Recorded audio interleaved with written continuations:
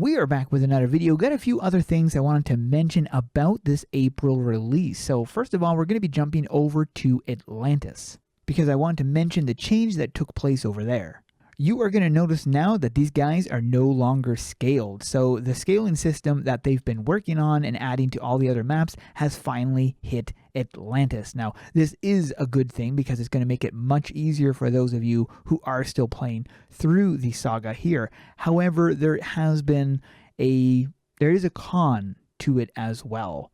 The XP that you used to get from these quests have been slightly reduced due to them being scaled to the level 40, which is the scale cap. So I'm assuming if you are not level 40 or higher, everything in this area will still be scaled, but if you are above 40, then nothing in this area is scaled, meaning that the XP for this has been set to level 40 for the scaling. But I mean, it's a minor thing, and the fact that you'll be able to kill the guys, the enemies even faster, means that you're still going to be gaining probably the same amount of XP, if not more, in the same amount of time. I wanted to check if this guy's daily had been affected. Okay, so it has been affected, but you're still gaining a good amount, like a really good amount of XP. So it's still definitely a good way to gain XP is by doing those dailies and the other thing right there, because you're still getting a really good amount of XP. So anybody level 40 or higher, it's still worth it for sure to do this. Believe it or not, we got a PvP update. Now, it is just a small change, but it definitely will help with the whole meta skills of PvP. The PvP skill block has been adjusted. It no longer has reflect, and you're also silenced when you use it. So this has reduced it to being, because I mean, up until now, it was so OP. So this has definitely been the tweak that will reduce it from being the only the only skill that people would want to use.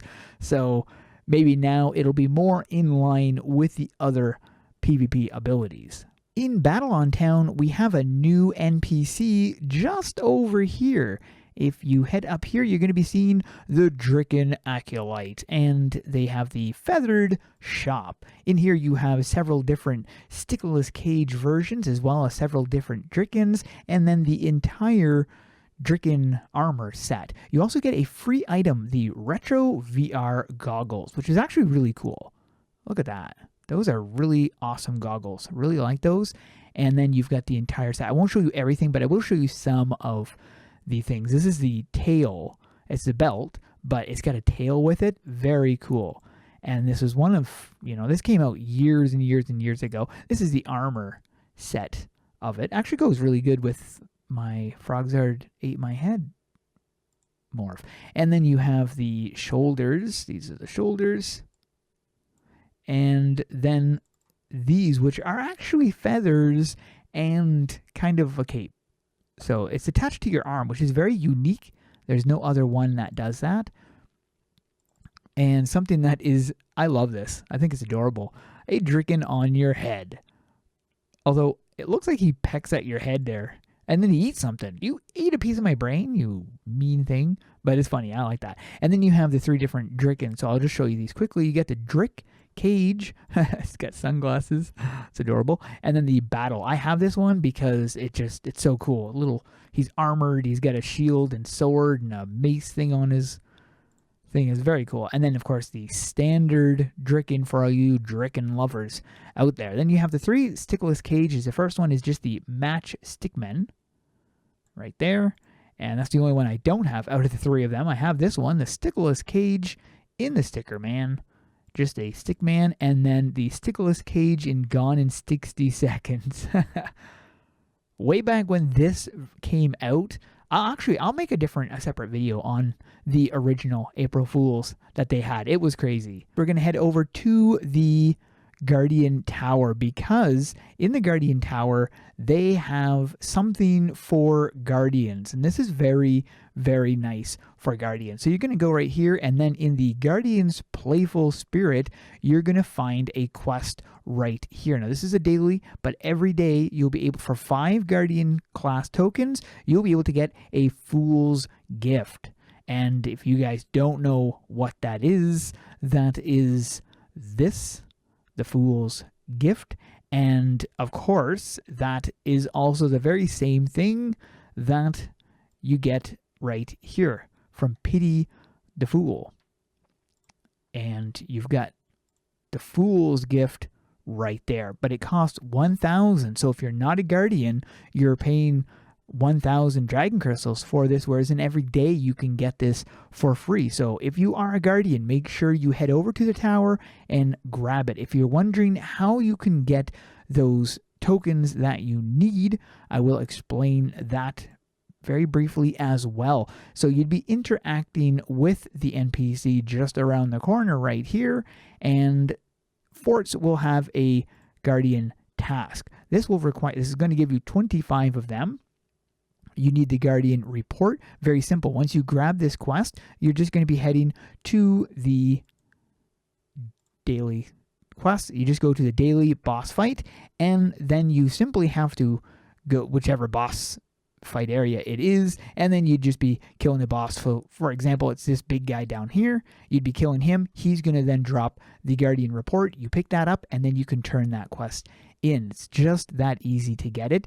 Definitely worth doing. Why is my cross skill on like that? That's weird. Anyways, in the Burger Hero map, you're going to be finding Casey right here, surrounded by Raph, Donnie, Mike, and Leo. If this sounds familiar, this is because these are the names of the Ninja Turtles, and Casey is, I'm assuming, from Casey Jones, which is another character from the Ninja Turtles. Very small pet shop, and in here you have travel forms as well as these things right here. Now, these things, all these individual things cost dragon crystals, and these are expensive. These are all very expensive. Look at that though. That is so friggin' hilarious because they're just so friggin' tiny and weird looking. So it's quite funny to have these little things, a flap doodle, and then you've got the 4 different pets here, which I'm assuming are variants of those. Yes. Okay. So yeah, Bongo and then Kerfuffle and that. So those are the things. But there is another one here that you can get, and it's not in the shop, but just on the left side of the Burger Town, you can go up here and then go up this tree right here. Oh, I almost went too far. Woo! And you're going to see a cow. Dang it! Oh, just after doing all that, and I got to do it again. Okay, you know what? I'm just not going to do it in my travel form. You can do it in your travel form. You don't have to. And it's just easier not to for me. So this is Elma right up here, which you might recognize Elma if you've played in the Pixel area of the 20th anniversary thing, because of course Clarion was the creator here. So, and how did you get here? And then you've got a little shop. Of course, Elma doesn't respond. Elma's based on a real-life cat, by the way. Look at that! Cleans itself and shakes, and Corn did a great job animating. I think that was Corn who did the animation. So you have a waddle and move Elma. This is a mysterious, shadowy, low-poly creature that will follow you endlessly. Sometimes goes merp. So, and this is it right here. Legendary pet that you can get, but you need the bottle cap, which is very easy to obtain. Well, I mean, it's easy in practice to obtain, but it will require a little bit of RNG. So you're going to be going into here and then into the basement right here. And then you're going to be heading to the right, and right here you've got this little trophy thingy. It's just going to be past there. You're going to be finding the meat cutter, which might look familiar if you've played through the whatchamacallit. So the Nolgath. So you just keep killing the meat cutter until you get that drop, and then you can head back and grab that pet. For the set of the day, I'm going to this one right here. This looks like the perfect employee for the Burger Hero. Thanks for watching, and keep those swords swinging.